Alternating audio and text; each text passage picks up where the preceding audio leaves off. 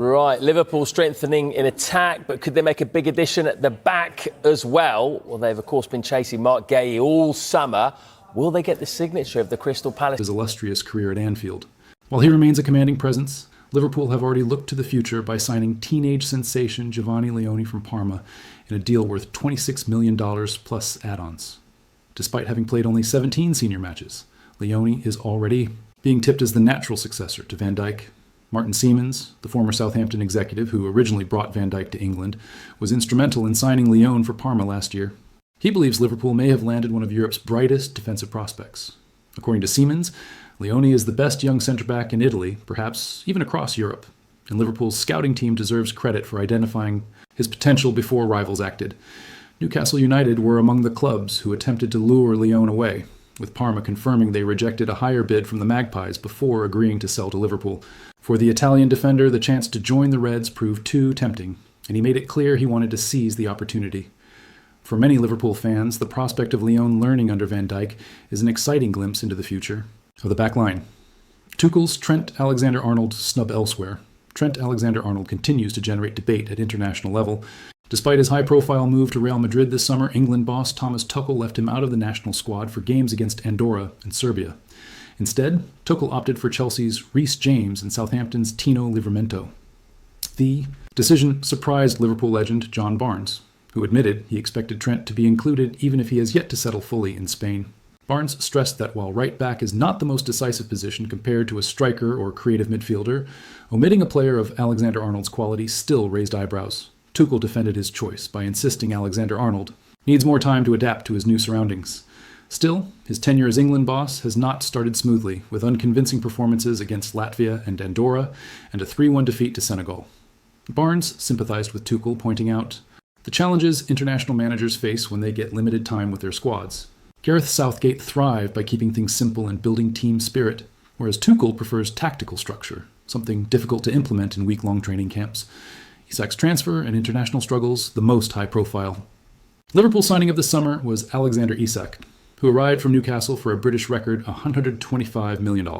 His transfer was the subject of endless speculation throughout the window, and while Liverpool secured his signature on deadline day, the striker is still regaining match fitness. Isak was named in Sweden's squad for their qualifier against Slovenia, but did not feature, with coach Jon Dahl Tomasson insisting he would not risk rushing the forward back after more than 3 months out. The decision disappointed fans who were eager to see him return, but it underlined the cautious approach being taken to manage his fitness. Meanwhile, new signing Hugo Ekitike enjoyed a more positive international break, making his debut for France in a 2-0 win over Ukraine. Though he only featured for 9 minutes, his appearance highlighted Liverpool's depth in attacking options. Ibrahima Konate also impressed for Les Bleus with a goal line clearance, while Andy Robertson played a key role in Scotland's draw with Denmark. Elsewhere, Mohamed Salah continued his fine form by scoring for Egypt in a World Cup qualifier against Ethiopia, further underlining his importance at both club and international level. Guéhi transfer. Collapse. Another major story was the dramatic collapse of Liverpool's pursuit of Marc Guéhi. The Reds attempted to sign the Crystal Palace captain for $35 million on deadline day, only for the deal to fall apart in the final hours. Guéhi was left frustrated, having reportedly been eager to make the switch to Anfield. Despite the disappointment, Guéhi quickly joined up with the England squad and impressed boss Tuchel with his professionalism and leadership. Tuchel confirmed. He held private talks with the defender to assess his mindset after the failed transfer.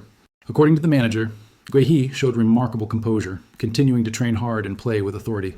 The setback doesn't spell the end of Guéhi's Liverpool hopes. He will be free to negotiate with foreign clubs in January if Palacio cannot tie him down to a new deal, and Liverpool are expected to revisit their interest. A summer of change. At Anfield, Liverpool's summer transfer activity was nothing short of extraordinary, with over $450 million invested in strengthening the squad.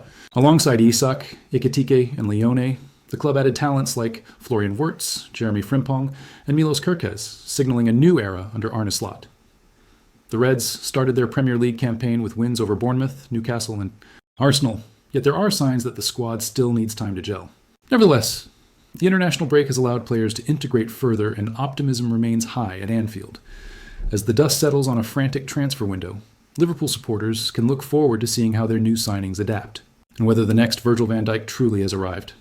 The season ahead promises drama, challenges, and potentially great rewards for a squad rebuilt to compete at the highest level.